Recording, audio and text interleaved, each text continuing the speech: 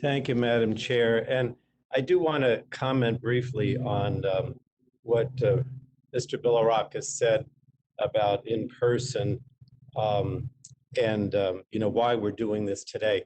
I've had several conversations, one most recently with the Ranking Member Rogers, and I've made it clear that uh, I'm not prepared to have us go back to in-person committee hearings and markups.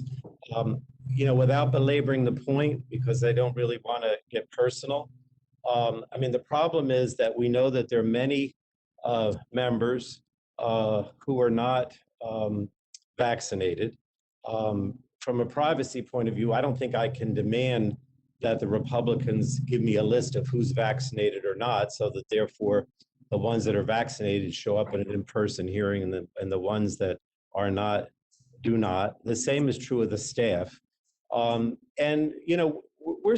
still not sure, based on what the attending physician has said or what the scientists have said, that having a room with a lot of members and staff who are not vaccinated is a good thing, or is it something that those who are vaccinated can't take back home to their children or others who also have not been vaccinated? So at this point, I'm not prepared to go back in person, and it certainly hasn't been. As you know, the Democratic leadership is continuing to have these committee weeks, and so if we have to take advantage of these committee weeks, which are virtual, in order to get things passed. If we just wait till we're back in session and have hearings then, rather than take advantage of the committee weeks, well, we won't get things done. This committee has wide jurisdiction. So for those two reasons, first, we've got to get things done. And secondly, I don't believe that from a health point of view that we can go back in person. We're not going to do that at this time, and certainly not in the foreseeable future. Now, the other thing I wanted to say, though, is that there's no directive here from the Speaker, Mr. Bilirakis. The Speaker's not involved in this. We just feel very strongly as Democrats that the Cardenas legislation is necessary to help the consumer, and that we need to take action, and that this is an emergency. And we have tried to reach out to you and to the Republicans, but we haven't gotten a response really until today, this morning, when we got these amendments. And so, that's nice that the amendments come this morning, but it would be better if, we had some cooperation. It's not like we haven't reached out, we have.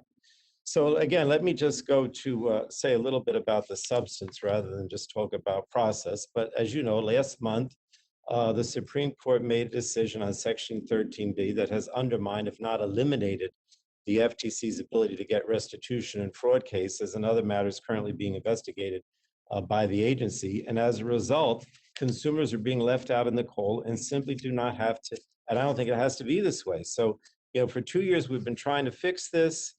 We've had hearings on it. We reached out, or I should say, Congressman Cardenas reached out to all members of the subcommittee, worked with him to draft legislation.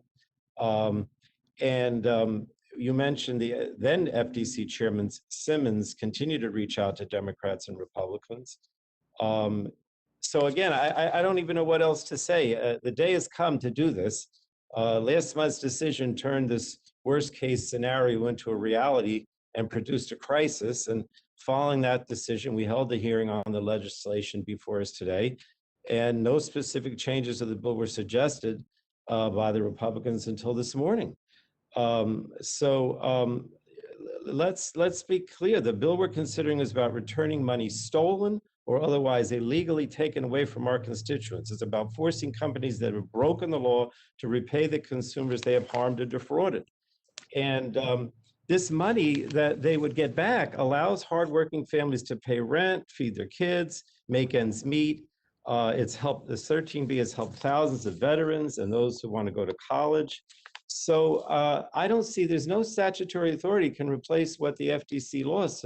Other provisions are too weak or take too long. I don't want to delay.